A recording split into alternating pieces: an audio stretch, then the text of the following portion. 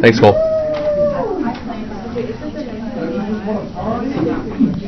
All right, students, I know it has been a while because of spring break, but even before spring break, we did an activity in which you guys were graphing equations and then switching x and y. I want to go back to that here and take a look at number 19. What packet is this? This is Unit 7. We don't have a Unit 8 one just yet, although that will be the last one. This is Unit 7. Unit 8's the last one? That we're going to get to, yep. We could have done a Unit 9 what we done. Oh man, I would love to have done some sequences in series, am I right? You need an extra one? Yeah.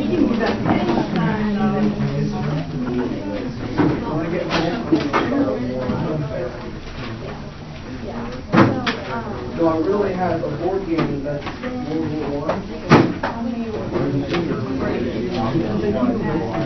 Well, I've always watched NASCAR when I was 9, so I thought. All right, students, what I want to do here.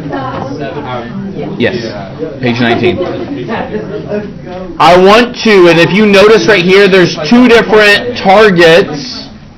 They are somewhat related, but I want to go through as we go through these examples and explain to you, these are 7E problems. These are 7F. Cole, did you see we're on page 19? All right, so before we get to any of them, let's take a look at some of these things here and just kind of recap what we have done prior to today, right, in that activity. Remember what an inverse function was. If you have a T-chart, like I'm pointing at here, all you have to do is switch the x and y values, and that's what you did as a group. You graphed a line, made a T-chart, and then to find a new one, you took x and y, and you switched the values of them to make a new equation. That idea, just taking the points, is what I'm calling 7F right there. Okay, so when you just have a point and just switching the order, maybe it's a group of them in a list, or in this case a table, that's 7F. Okay? And what we kind of did there was when you compose inverse function, you always got what you started with. Here's what I mean.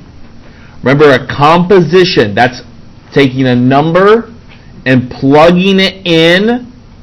Its answer goes into a different function. So right here, if I plug 1.2 in, don't I get the answer of 1? Right? X comma y. Then if I take and switch the order, if I take the answer 1 and plug it back in, don't I come back to the original number right there? That's what the composition function is really designed for. It's designed to verify that two functions are inverses of each other. Okay? Well, because we're going to in Unit 8, inverses of functions will be helpful for us. What does it represent in the real world? What would be Can I explain that more in Unit 8? Only because of the things, if I started talking about Unit 8 and then you'd be like, wait a second, time out. It may not make as much sense as when we get there, then I kind of explain it. Alright, so that's what we're doing with inverses right here. Okay. Now, think about this. There is a special phrase that I want to introduce to you, and it's called one-to-one function. Okay, and in order to do that, what I want to do is go over here to the graph and remind us, what is a vertical line test? We haven't done it at all this year, but a vertical line test. If you recall from Algebra 1, maybe even pre-algebra, a vertical line test, take a vertical line and you pass it through a function. So I'm here. Does it touch the parabola keeping the line vertical more than once? It doesn't. If it doesn't touch it more than once, that means x values do not repeat and it is a function. Look at this shape from geometry right here, a circle. Does it touch circle more than once? So that means x values do repeat. What I mean by that is this. This point right here, -10, -3. This point right here, it's not a perfect circle, but this is -10, -15 and a half. See how -10 repeated itself? It's not a function. For it to be a one-to-one function, not only does the graph have to pass the vertical line test, but it also has to pass the horizontal line test, right? So we'll show that here in a second. Thank you, appreciate that. So, for it to be a function, it can't have repeating x or y values. For it and its inverse to be a function, it cannot have repeating x and y values. Let's look at the shape up here that's the furthest to the right, just the line right here. Would this line pass the vertical line test? No, it doesn't look vertical. Right, but if I put a vertical line through it, does it touch it more than once? No. It doesn't, right? So it does pass the vertical line test. The same line, does it pass the horizontal line test? No. And it only touches it once. If I were to look at the parabola, it doesn't pass the vertical, it doesn't pass the horizontal, my apologies, but it does the vertical, right? So let's look at that here in the case of some of the numbers. When I'm looking to verify whether something is a one-to-one function, do any of the x values right here, I know it's kind of hard to see, do any of the x values here on part A, do they repeat? No, they don't, right? It's just -2, 5, 4, 0, 8, 12, 13, 18. It passes the vertical line test. No x values repeat. If I take it and just switch the order, so now I'm looking at the range here, do any of these, now as the x values, do they repeat? So Carter's comment earlier is correct. If I see the x's don't repeat and the y's don't repeat, then I know it is a one-to-one function, right? Or both its functions. Let's take a look at letter B here. If I'm looking at letter B, notice right here, see how the x values do not repeat?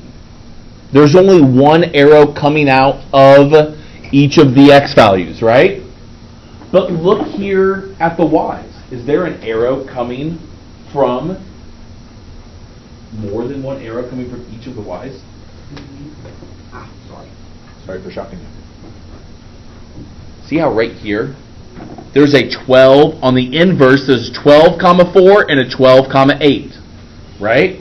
So keep in mind that when one passes but not the other, that is considered a not one-to-one function. All right, and the last two, this is where you might be able to use a vertical or horizontal line test. So right here, it passes the horizontal line test for C. It also passes the vertical line test for C. So that's why it's one-to-one. That is not the case right here for it does not pass the horizontal line test. Okay? So if x's and y's don't repeat, then we are at being one-to-one. Right here, 7F. This is what example 1 is all about. And this is something that you have already done. So if you want to label it on your notes to know exactly which is what, then you might recommend doing that. In order to find the inverse, Andrew, what do I have to do with these points right here? Yeah, now what do you mean? I'm not saying you're wrong, Do you flip them within numbers in the same row, or flip them within the same column? Flip them within the same column, right? So it was 0, comma, -1. So -1, comma 0. It was 2, comma 0, so 0, comma 2. 3, comma 2, 2, comma 3. And 4, comma 3, and 3, comma 4. Seems pretty easy enough, right? If I said, hey, just find the inverse of the relation, can you just switch the order of the x and y values? Something that you might have to do on a learning check is not only find the new one, but you might have to graph it.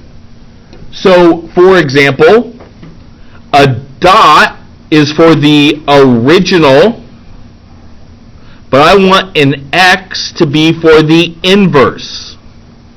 So I might give you a couple clarifiers and say, oh, if the point is 0, comma -1, I want to graph a point at -1, comma 0. See how I use an x to mark that? That way we can tell, oh, that's a part of a different group of points, right? Stephen, what would the next one be? Or another one. It doesn't have to be the next one. Oh, no. I'm going to say the next one. So 0 and 2. Okay, sure. It's 2, 0, so yeah, 0, 2. Going to match the inverse. 3, 4, 3, 2 is the next one, so 2, 3. And 3 and 4. And then 3, 4. Notice remember how we really did, and it's okay if you don't, but there was like that crazy fold that we did. Remember how the fold went right across this y equals x line, where they matched on top of each other? That's the same thing here. They're just getting reflected over that line. Not the y-axis, not the x-axis, but they're just switching positions there. Carson, what do you think? Is this group of points right here in this column, again, it's just listed again, is that a function? Do I have any of the x values repeat there? So is it a function then? If I don't have, yeah, it is, right? So the answer is yes, and that's because x's don't repeat. Damien, if I switch these around again, -1, 0, 0, 2, 2, 3, and 3, 4, would this be considered a function? Why so? The x's don't repeat. Now, yes, because the x's don't repeat. Now, it's not wrong to make a list here. But Brooklyn, here's my question. If I didn't even see this table, how could I have used this T-chart to know it's also going to be a yes?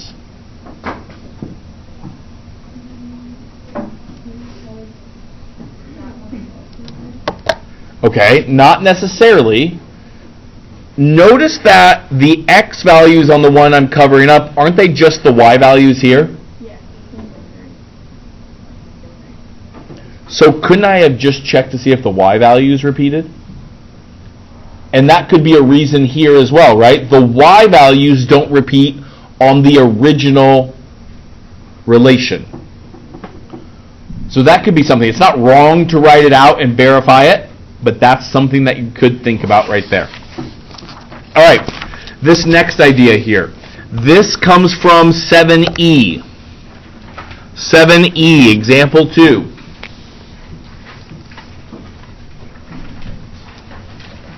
Now, there's 4 different ones. I'm going to try letter B first. June, did you get to page 20? Allie, what was the first thing we were doing in the inverses? What were we doing with those letters? Like on the previous page, what did I do with x and y?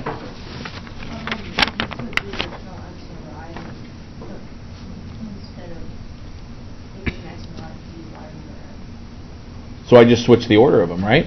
So that's what I want you to do here, students. I want you to switch x and y. So here's how this looks. I'm going to do letter B first.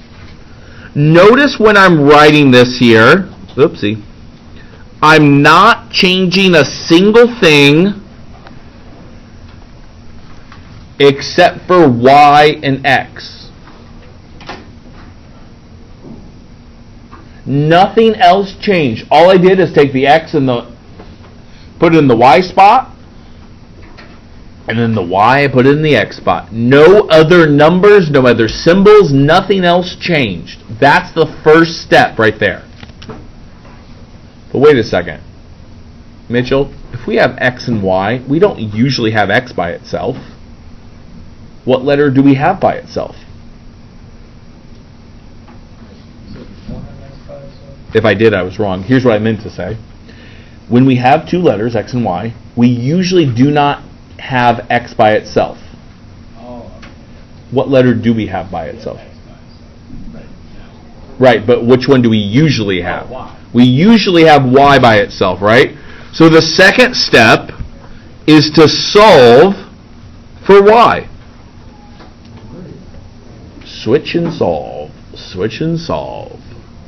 To find the inverse, switch x and y, solve for y. Remember, switch right here and solve. Right, solve. Switch and solve. Right there. What do I do first? Move the 2 over or the 8? I must move the 8 over. Notice these are not like terms, so I'm just going to stick it next to each other. This goes back to what we were talking about in reviewing for the learning check. When we're talking about just basic solving equations, remember how I always say, please execute my dear Aunt Sally? Well, I mean, you never. Some people use the phrase PEMDAS, right, for order of operations. When you solve equations, we work backwards through PEMDAS, right? Andrew, page 20.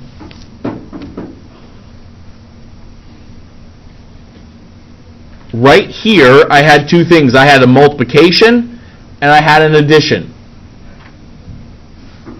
Multiplication comes first in order of operations, so when I solve it, I have to undo it last. I could divide by 2 here. That's x over 8 divided by 2 is the same thing as y right there. Notice I undid the addition with subtraction. Now I'm undoing the multiplication with division. Could I keep going? Could I keep simplifying this? There are things you could do. It's not wrong, first off, to leave it like this, though. If you wanted to keep simplifying it, you could write it a couple different ways. One way you could write it was like this. Another way you could write it was like this. See how both of them, the x and the 8, got divided by 2? Right? But students, it's fine just to leave it like this right here.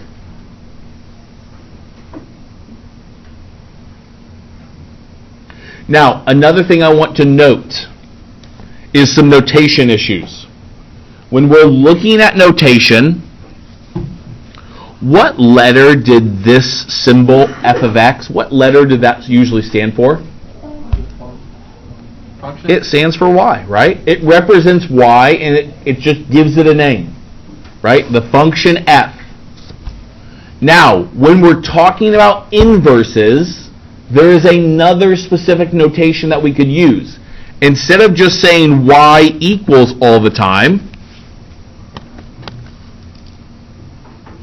you could say the inverse of x right there. So notice how that looks. It has an f, and it has a -1 as an exponent with the x right there. So that is a specific way to name that this function is the inverse of x. So if you're looking at 3 to 4 different equations on a page,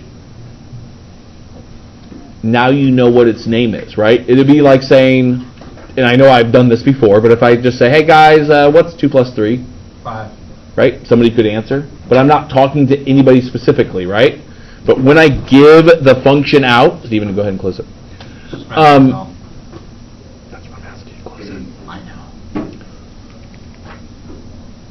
When I give it a name, then I know more about what it actually is. Okay? So, let's back up here, and let's take a look at letter A right here. At letter A, have I switched X and Y yet? No. Go ahead, try that. See what it looks like on your paper. Just to switch X and Y. Don't do anything else, please. But just switch X and Y.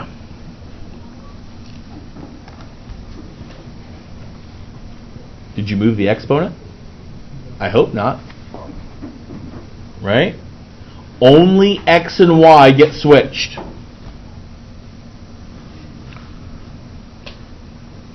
Next up, what do I move to the other side first? Do I have to get rid of the exponent of a 2? Or do I have to get rid of the negative 1? Opposite of the order of operations. So I start at the bottom, and I look for an addition or subtraction. So it's x plus 1 equals y squared. How do I get rid of the exponent of the 2? Square root. If I square root both sides, isn't that just y equals the square root of x plus 1? Sam, I'm missing one thing though. What do I need, Sam, in front of the square root symbol? Not a 2. Question, what's the square root of 36? And, it is 6, but and what else? Isn't it also negative 6? So, Carson, to your point, don't I need a plus or minus sign with that whenever I'm solving by using the square root sign? So, if I'm using that notation, f inverse of x is the same as plus or minus square root of x plus 1, right there. If the original problem said g, then I would put g negative 1 with respect to x, right there, giving its name. Try C and D. Right? Switch and solve. Switch and solve, please.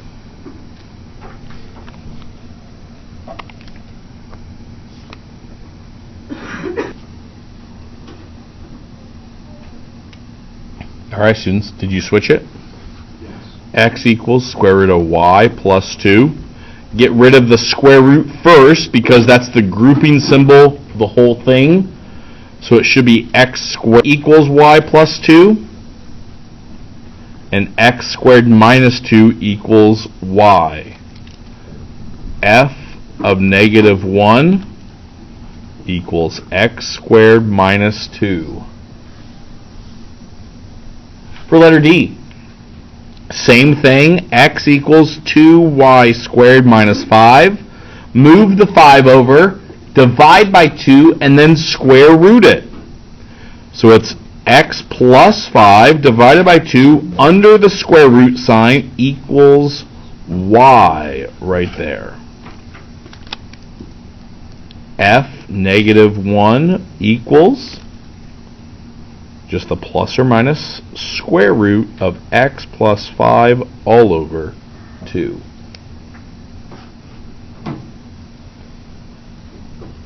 All right. Right here, again, another good example of 7E for example 3. You can notice, and we've talked about this a lot, that here are the shapes or the graphs of a original and the inverse. See how they just cross at this y, or they reflect, at this y equals x over line? That's really what I want to do. It says to graph the equation and its inverse. Couple ways to do this. JJ, how would you graph this equation, y equals 2x plus 8? A couple ways to do it. Again, this is not one that we've talked about this year. Just a second. JJ, what would you think? I don't know. Well, if you don't know, what can you always do? Make a t-chart, right? What's the easiest number for you, JJ, to do math with?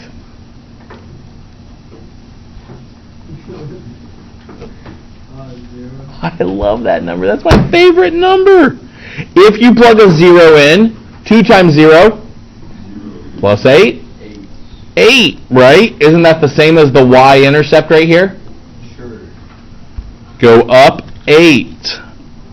Boop. What's another easy number for you, JJ, to do math with? I don't like that number as much. I said I don't like that number as much.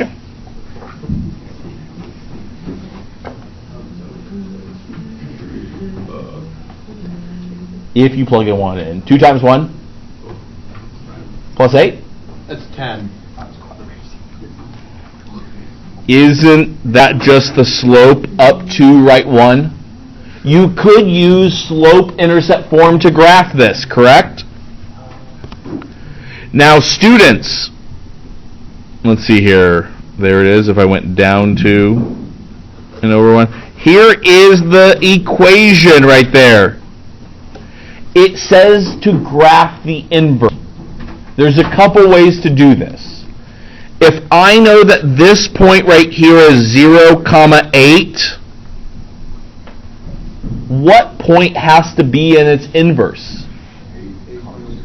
Don't you just need to, Cole, Isaac, just switch the order of the points, which you exactly just said?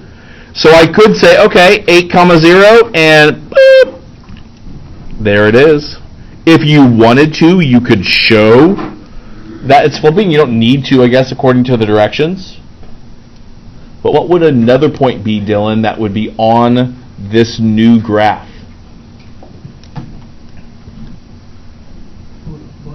Sure. We went from 0, 8 to 8, 0. Oh, 10, 1. Students, isn't 10, 1 right here? So again, isn't 1, 10 right here? So Dylan, you're right. It has to be 10, 1. Right there, negative 1, 6. So 6. I did draw, and it touched at negative 7. That makes sense, because doesn't it have to reflect over the y equals x line? Yeah, it makes a little kite right at the bottom. Doesn't it, Mr. Stair? Sure does. Students, wouldn't the inverse of this, the equation, be We have 4 minutes. y minus 4 over 2? There's my y-intercept at negative 4. Up 1, right 2, and so on.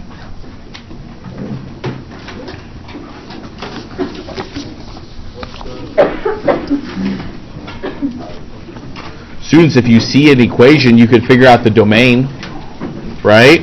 This is another one from 7e. The domain is 2, infinity, and 0, infinity for the range. 2 is the smallest number I could plug in, because if I plug any number smaller, it becomes negative underneath. I could say, hey, this is x equals the square root of y minus 2. If I add 2 and square it, x plus 2 square, I have to square it first, wouldn't I? Equals y, right? X squared plus 2. Or f negative 1 inverse is x squared plus 2. The domain is negative to positive infinity, and the range is 2 to infinity, if you recall from first semester. Yes, it is. Right? It passes both the vertical and the horizontal line test right there. For a line, we know that the domain is always negative to positive infinity. Same with the range. They go up and down forever, and same to side to side. Again, it's y equals negative 4x plus 6, so I could switch the order of them. Move the 6 over and divide by 4. Y equals x minus 6 divided by negative 4. Again, if you wanted to put it in that notation. Wait, I need to see here. Sorry.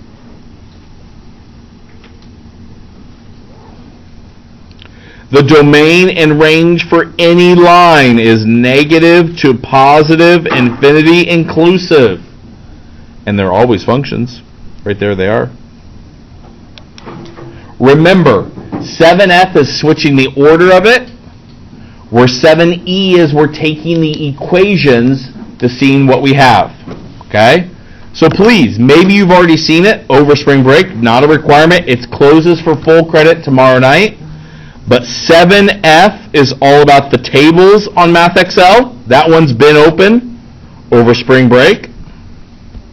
And 7e is the one that I'm giving you today, the equations. So today, just 70.